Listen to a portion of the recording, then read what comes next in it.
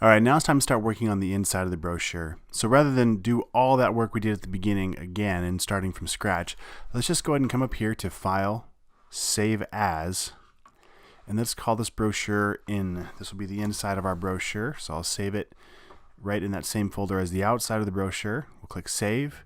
And now we have two versions of the exact same thing. So since this is brochure inside, I can go ahead and start deleting a lot of this stuff that I don't need anymore, because we're going to be creating the inside of the brochure.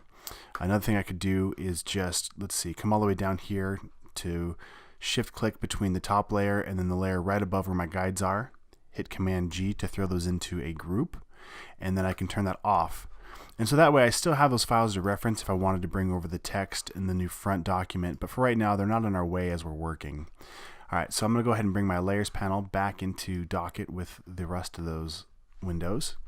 And we're ready to dive in and create the inside of our brochure. So there's a lot of ways we could do this, but let's go ahead and look at the text we have to include. So when I pull up my my rentals text, there really isn't that much more we need to drop in here. Everything else has been accounted for except for this chunk of text. So what that tells me is we could probably do a more photo-driven approach on this. So this is the whole inside of the brochure as we've got it opened up. So what I'm going to do is find a couple photos that I think would be a good solution for this. And the one that I already found before we started this was this one where we've got the family on paddleboards and we've got the kid that's kind of looking at you.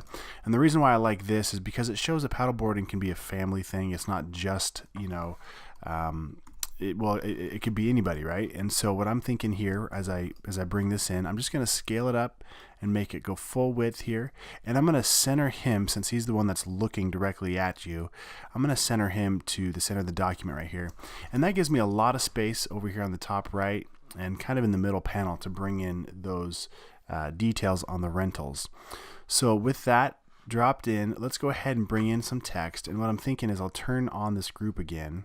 I'll drag you to the front, and I'm just going to grab this directions text, and I'll hit Command Shift and the right bracket to throw it all the way in front out of that group. I'll turn that group back off, and there's my directions text. And I'm going to highlight all of this, and I'm going to work with a few different colors on the inside. Now I'm going to click on this question mark, and the reason why it's a question mark is because it's got blue and white, and so it doesn't know what to choose since they're two different colors here. But I'll select that, and I'm just going to sample from his shorts, and the reason why is because it'll help tie these graphics together a lot better, and I'll do that a lot of times. So anytime you're working with a photo, we could sample from right here, or maybe his red shorts, and find something that ties back into this. But I found that this color right in his shorts seemed to be the best fit on that light sky. So let's see, we've got that set up here. Let's go ahead and grab our text. And our title is going to be rentals, so I'll copy that and I'll come back over and drop it in right here where it says directions. And then let's go grab the rest of our text here. Let's just work one at a time. I'm just going to grab this, hit Command C, and then jump back over here and drop it in this paragraph section here. Command V to paste.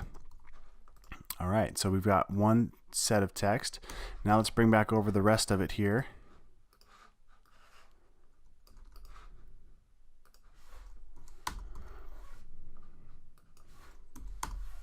All right, and now these hourly rates here could kind of be like a subheading. So we have our main heading here under rentals, and then we also have this subheading. So let's go ahead and stylize this a little bit better here. So I'm thinking we can start by just making it a little bit bolder. Maybe a semi-bold might be enough to make it stand out. I'll triple click in there. Let's try, how about bold? And that's better. So let's see here.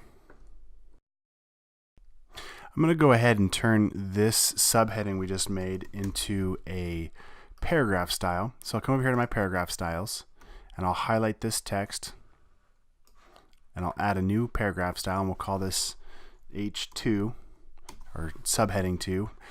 And then I'm going to highlight this down here and apply that as well. And when we have this little plus sign, that means it's picking up some other styles as well. So we're going to hit this little back arrow button to reset it, just to only have the H2 settings. All right, so that's looking pretty good. And let's go ahead and let's see. Let's split this up a little bit so it looks a little better. All right, so that's looking a lot better here.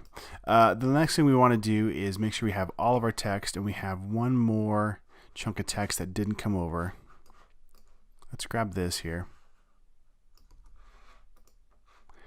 And we'll drop it in at the bottom of this.